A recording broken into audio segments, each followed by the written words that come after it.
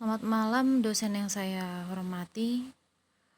Sebelumnya saya mohon maaf karena tugas saya kirim dalam waktu yang agak mepet. Yang pertama, saya ingin memperkenalkan diri saya terlebih dahulu sebelum saya menganalisis tugas pertama. Perkenalkan, nama saya Faiprito Nababan. Saya dari UPBJ Pangkal Pinang, jurusan Sastra Bahasa Inggris. Dan sekarang saya sedang menempuh pendidikan di semester ke-8 di jurusan saya ini. Pada Bapak dosen, tugas pertama ini saya mengambil cerpen yang berjudul Musim Ulat Jati. Di mana tugas di sini saya disuruh untuk menganalisis isi dan konteks, yang dimana tujuannya adalah agar saya mampu menganalisis kesesuaian terjemahan cerita atau TSA dari segi makna, gaya bahasa, dan kesesuaian dengan usia pembaca.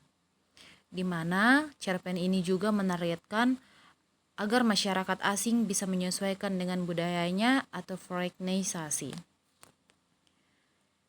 Dalam analisis soal pertama, saya mengambil dua kesimpulan. Yang pertama ada makna dan padanan kata atau frasa, di mana makna ini saya ambil dari cerita tersebut, yaitu cerita yang menceritakan tentang seorang anak laki-laki yang bernama Nono yang menghadapi kesulitan saat musim ulat jati tiba. Yang kedua adalah Nono harus mencari pelindung untuk menghindari ulat jati yang berjatuhan dari pohon.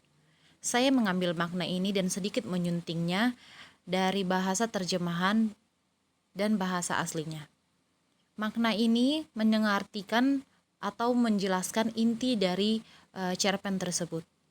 Dan padanan kata atau frasa yang bisa saya sunting dari cerpen ini ada 3, yaitu ulat jati yang bisa kita terjemahkan jadi tick caterpillar yang lebih tepat lagi. Yang kedua itu musim ulat jati. Ini menurut saya salah satu kata yang mungkin jarang saya dengar atau mungkin sulit untuk diterjemahkan. Saya belajar mencoba mencari dari website ini pengertiannya apa.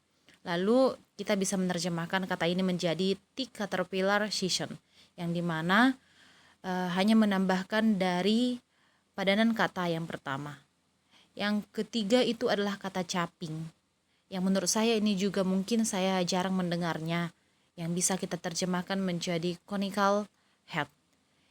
Ini menurut saya sudah cukup tepat dan bisa juga diterjemahkan menjadi traditional head. Itu tergantung bagaimana kata tersebut disampaikan. Bisa menggunakan conical head atau traditional head. Ini adalah jawaban saya atas analisis soal pertama di dalam cerpen tersebut. Lalu saya mengambil poin analisis, yaitu terjemahan teks bahasa Inggris when caterpillar season comes itu secara umumnya sudah tepat dan efektif dalam menyampaikan makna cerita. Namun menurut saya ada beberapa kata atau frasa yang bisa diperbaiki untuk membuatnya lebih alami sesuai dengan konteks bahasa Indonesia. Seperti yang sudah saya sematkan di contoh saya, yaitu frasa my the ground is muddy.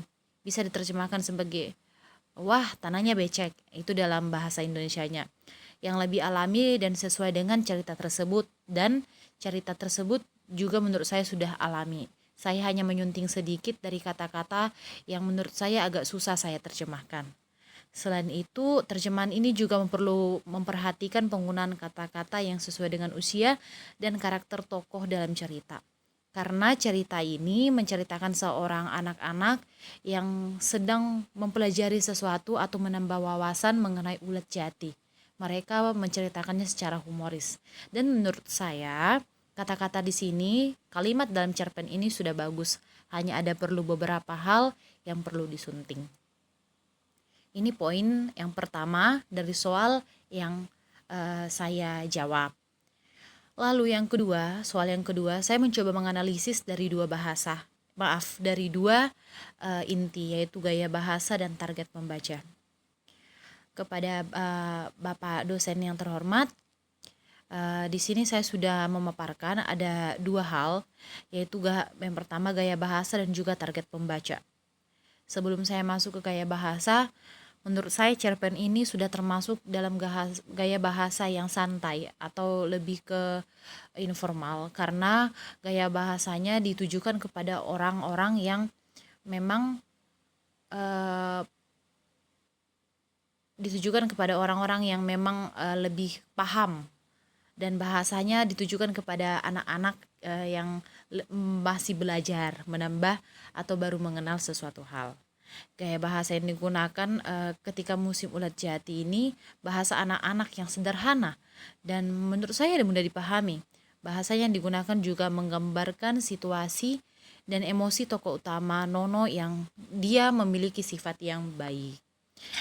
Menurut saya target pembaca juga sesuai dengan target dalam cerita tersebut, yaitu di mana anak-anak yang berusia sekolah dasar yang menggunakan kalimat yang pendek dan sederhana sehingga mudah dipahami oleh anak-anak. Selain itu, cerita ini juga menggunakan kata-kata yang familiar bagi anak-anak seperti ulat jati, payung, caping, dan jas hujan. Dan menurut saya, kata-kata empat tersebut itu memiliki arti yang mungkin semua orang mungkin sudah paham, walaupun ada beberapa kata yang menurut saya ya perlu diperbaiki seperti kata caping yang atau mungkin pribadi saya sendiri saya baru mendengar kata caping. Setelah saya menganalisis soal kedua ini, saya mengambil poinnya, yaitu penggunaan bahasa yang sederhana dan mudah dipahami membuat cerita ini cocok juga dibaca oleh anak-anak yang sedang belajar membaca dan memahami cerita. Ini juga bisa membantu anak-anak dalam mengembangkan kemampuan berbahasa dan membangkitkan minat baca. Dan cerpen ini juga mengandung nilai yang positif menurut saya bagi anak-anak yang membaca, bahwa ada baiknya ketika musim hujan pentingnya jas hujan. Dan cerita ini juga membuat saya mengeluarkan satu inti, yaitu bahwa setiap kita tidak pernah mencoba atau kita merasa takut, kenapa kita tidak mau memulainya. Karena Nono dan teman-temannya mencoba memegang ulat jati tersebut dan mereka merasa geli, tetapi mereka penasaran. Itu menurut saya soal kedua yang bisa saya analisis. Dan yang ketiga ini saya kata-kata yang empat tadi menurut saya yang perlu diungkapkan atau diadaptasi atau dijelaskan di dalam cerpen ketika musim ulat jati ini, yaitu untuk memastikan bahwa pembaca memahami cerita dengan baik. Yang itu ada empat. Yang pertama ulat jati, dan mungkin kita semua tahu ulat jati itu seperti apa dan mungkin sering kita jumpai. Dalam istilah ini mungkin kita memiliki pengetahuan tentang hama tanaman jati, yang dimana ulat jati ini menjadi masalah yang dapat menjadi masalah bagi Nono dalam cerita tersebut. Tetapi ulat jati ini menjadi satu kata inti yang dapat membantu pembaca memahami cerita. Yang kedua kata caping, seperti yang saya katakan tadi, saya sendiri mungkin agak lain mendengar kata caping atau mungkin baru pertama kali. Tetapi jenis topi tradisional yang digunakan di Indonesia ini digunakan untuk melindungi kepala dari sinar matahari atau hujan. Jika pembaca tidak familiar dengan istilah ini seperti saya, mereka mungkin tidak memahami bahwa Nono menggunakan caping sebagai pelindung dari ulat tersebut. Dan saya baru paham bahwa caping itu adalah topi yang terbuat dari bambu.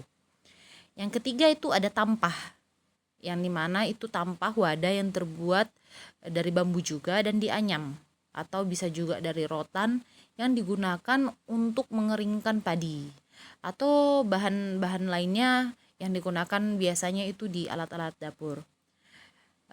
Ini saya sunting sedikit, yaitu dalam cerita ini tampah itu dia gunakan sebagai pelindung, yang dimana harusnya tampah ini untuk wadah sesuatu, untuk wadah atau tempat sesuatu. Tapi dalam cerita ini Nono menggunakan tampah itu sebagai pelindung untuk dirinya.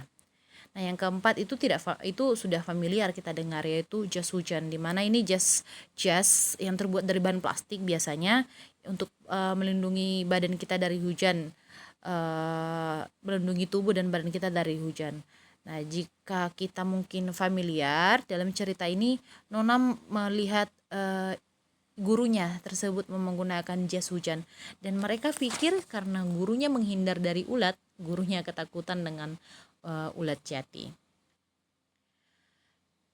Setelah dianalisis ketiga, ini adalah pertanyaan terakhir, yaitu apakah mendukung pemahaman teks. Dan menurut saya literasi dalam ilustrasi atau literasi dalam cerita ini menceritakan sesuai dengan konteksnya, sesuai dengan tujuan di awal tadi, yaitu sesuai dengan umur dan masyarakat budaya asing. Dan menurut saya ilustrasi ini disampaikan oleh anak-anak yang paham akan makna hujan, jas hujan, geli, dan rasa takut. Nah, saya menyunting di sini, saya tidak terlalu banyak menyunting, tetapi saya mengambil kesimpulan bahwa teks ini mendukung untuk disampaikan kepada banyak khalayak asing dengan terjemahan yang menurut saya tidak terlalu sulit untuk dimengerti dan bahkan mudah dipahami. Adapun makna yang disampaikan kalimat membuat pembaca paham akan cerita ini. Setiap kalimat cerpen ini menyampaikan hal baik yang perlu dihindari ataupun belajar tentang hal baru. Dalam teks tersebut, diterjemahkan di dalam bahasa Inggris maupun bahasa Indonesianya, sangat jelas, singkat, dan tidak terlalu rumit untuk dipahami. Jadi cerpen ini hanya perlu disunting sedikit, karena menurut saya teks mudah dipahami dan mendukung dalam konteks ilustrasi cerpen tersebut.